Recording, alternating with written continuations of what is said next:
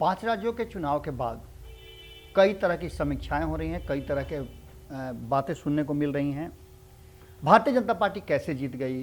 कई समीक्षक इस बात को बता रहे हैं कि भारतीय जनता पार्टी का जीतना लाजमी था।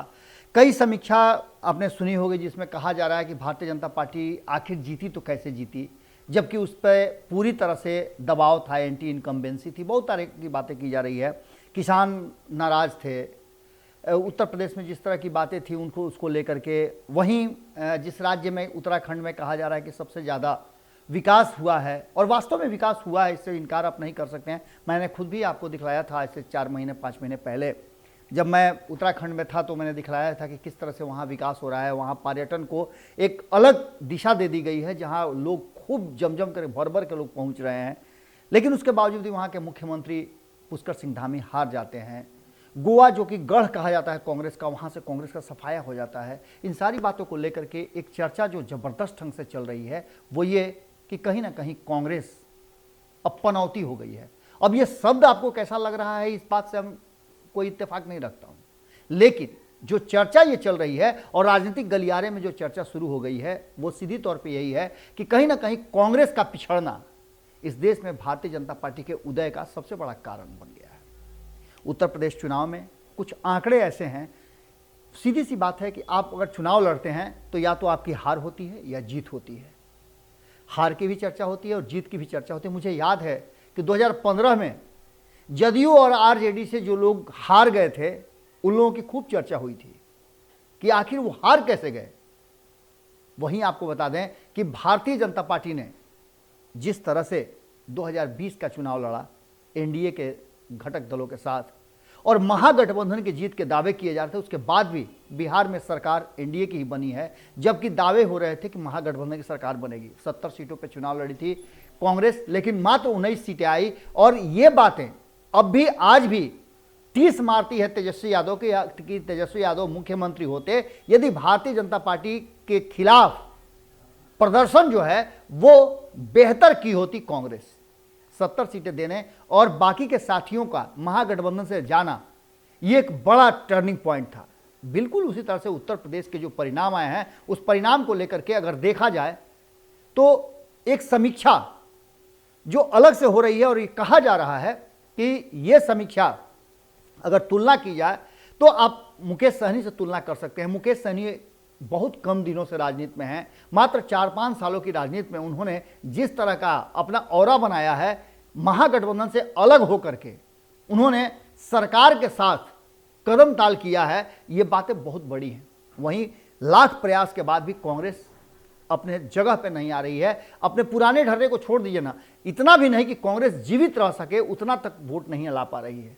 5% वोट आए हैं कांग्रेस को, और उत्तर प्रदेश में 403 सीटों में हर उम्मीदवार को 25-25 लाख रुपये दिए गए थे, यानी कि 100 करोड़ रुपया खर्च करके अगर कहीं ना कहीं 21 लाख वोट आते हों उत्तर प्रदेश में, तो आप समझ सकते हैं कि कांग्रेस की स्थिति क्या है। और अगर कांग्रेस 70 सीटों में अगर 40 सीट भी जीत करके आती, जैसा कि 2015 में उसने प्रदर्शन करके दिखलाया था, महागठबंधन के तहत 41 सीटों में से वो अधिकांश सीटें जीत करके आई थी। आज स्थिति 27 सीटें जीतने वाली कांग्रेस आज अपने ही जो पुराने रिकॉर्ड हैं उसको नहीं दोहरा पाई, जबकि ज़्यादा सीटें मिली थी। और इसी के लिए कांग्रेस ने कहीं ना कहीं राष्ट्रीय जनता दल से तूतू मैं भी किया था, लेकिन बिहार में 70 सीटों में से मात्र 19 सीट ला करके, वहीं उत्तर प्रदेश में भी यदि 70 सीटों पे भारतीय जनता पार्टी अगर कांग्रेस को कड़ी टक्कर दे पाती जिस तरह से अखिलेश यादव ने दिया, तो कहीं ना कहीं आज तस्वीर दूसरे तरह की होती। वहीं इसके अलावा भी और कई बातें हैं। इन सारी बातों की अगर तुलना की जाए तो आप देख सकते हैं कि चिराग पासवान, जिन्होंने भले ही सत्ता में नहीं आए, उनके उम्मीदवार भले ही बहुत अधिक नहीं जीत करके आए, लेकिन 135 सीटों पे चुनाव लड़ करके उन्होंने बिहार में एक बात तो तय कर दिया कि नीतीश कुमार की कम से कम 30 से 35 सीटें उन्होंने कम करा दी। आज चर्चा होती है 2020 के चुनाव खत्म हुए 1.5 साल से ऊपर होने जा रहे हैं, और इन 1.5 सालों में लगातार अगर किसी की चर्चा होती है तो चिराग पासवान की होती है। चुनाव लड़ने जीतने से ज़्यादा है कि चुनाव लड़ने के बाद आपका चर्चा होना। चिराग पासवान ने उस कठिन परिस्थिति में लगातार बिहार में जब चुनाव हो रहे थे, उसके ठीक पहले चुनाव की सरगर्मी हो रही थी, उसके ठीक पहले चिराग पासवान अपने पिता के इलाज के लिए दिल्ली में थे। बिहार आने का उन्हें मौका तक लंबे समय तक नहीं मिला था, लेकिन उसके बावजूद उन्होंने जिस तरह से एक्शन लिया और एक्ट किया वो आज भी चर्चा का विषय बना हुआ है और एक बड़े थ्रेट है कहीं ना कहीं नीतीश कुमार और जदयू के लिए।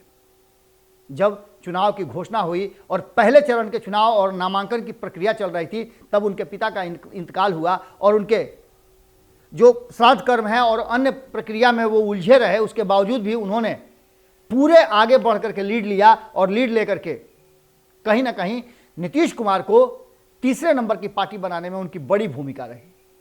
24 लाख वोट आए थे उस 135 सीट में। उसके अलावे 6 सीटों पर उन्होंने भारतीय जनता पार्टी के विरुद्ध भी अपने उम्मीदवार उतारे थे, जिनमें से 3 सीटों पर भारतीय जनता पार्टी को हार का सामना करना पड़ा था। यदि आप चुनाव जीतते नहीं हैं, हारते भी हैं, तो आपके हार की भी चर्चा होनी चाहिए। इस तरह से चुनाव लड़ा जाता है। लोकतंत्र की यही खूबसूरती है कि हार और जीत दोनों की चर्चा हो, लेकिन कहीं ना कहीं कांग्रेस जिस स्थिति में, जिस स्टेट ऑफ माइंड से गुजर रही है, उससे साफ लग रहा है कि कांग्रेस पूरी तरह से खत्म हो रही है और नए विकल्प उभर करके सामने आ रहे हैं। नीतीश कुमार की तरफ लोग देख रहे हैं कि आने वाले समय में 2024 के चुनाव में नीतीश कुमार विपक्ष को लीड करेंगे, यानी नरेंद्र मोदी के विरुद्ध एक बड़ा चेहरा होंगे। वहीं दूसरी तरफ एक नाम और तेजी से उभर रहा है अरविंद केजरीवाल का। कम समय में मात्र 7-8 साल 10 साल की पार्टी, और इस पार्टी ने अपना इस तरह से प्रभाव छोड़ा है कि भले ही वो उत्तराखंड में बहुत बढ़िया प्रदर्शन नहीं कर पाए, लेकिन ऊपर अपनी उपस्थिति दर्ज की। पंजाब में उन्होंने जम करके सरकार बनाई और ऐसी वैसी सरकार नहीं, किसी को सामने टिकने नहीं दिया। आप इसका मतलब समझ सकते हैं कि आप अगर सही ढंग से अपने टीम को लीड करते हैं, और लीडरशिप के अभाव की बात लगातार की जा रही है। एक तरफ अगर तुलना की जाए तो नई नई पार्टियां, जिसमें चिराग पासवान को भी आप कह सकते हैं कि इतना सब कुछ होने के बावजूद भी चिराग पासवान ने जिस तरह से एक बेहतर प्रदर्शन करके मिसाल पेश किया है, कांग्रेस को भी आगे निकलना होगा। बड़ी बदली हुई परिस्थिति में एक बात तो तय नजर आ रही है कि बीजेपी जिस तरह से आगे बढ़ रही है, उसे रोकने के लिए कांग्रेस को फिर से मजबूती के साथ खड़ा होना जरूरी है, और इसके लिए कांग्रेस को एक नए सिरे से आगे आना होगा। हालांकि चिराग पासवान किस खेमे में रहेंगे उन्होंने स्पष्ट कर दिया है कि वो किसी खेमे के सदस्य नहीं होंगे, लेकिन आने वाला जो 24 सीटों का एमएलसी का चुनाव है, उसमें भी देखने को मिलेगा कि चिराग पासवान कितनी सीटें जीत पाते हैं, क्या कुछ कर पाते हैं और उनका प्रदर्शन कैसा रहता है। खास करके कुछ ऐसी सीटें हैं जिस पर तो उन्होंने दावा कर दिया है कि वो अपने मजबूत उम्मीदवार को उतारेंगे, चाहे वो मुजफ्फरपुर हो या हाजीपुर की सीट हो। उस सीट पर पूरी तरह से उन्होंने अपने दावे पेश किए हैं। अब देखने वाली बात होगी कि चिराग पासवान का जो प्रदर्शन लगातार होता आ रहा है 2020 से, उस प्रदर्शन को कैसे दोहरा पाते हैं। जुड़े रहिए भारत लाइव के साथ, खबरें लगातार जारी हैं। अगर ये वीडियो पसंद आई और वह बिहार के राजनीति और बिहारियत से सरोकार रखेनी तो सब्सक्राइब बटन दबा के चैनल के सब्सक्राइब कर ली। ओजे एगो घंटी बा, ओकरा बटन दबा देला से कुल सटीक और मारक खबर रुआ मुफ्त में मिल जाई। अगर रुआ पत्रकारिता के हमनी के नया प्रयोग में सहयोग कर चाहतानी तो ज्वाइन बटन दबा दी। पेटीएम नंबर नोट कर ली 9386816700। धन्यवाद।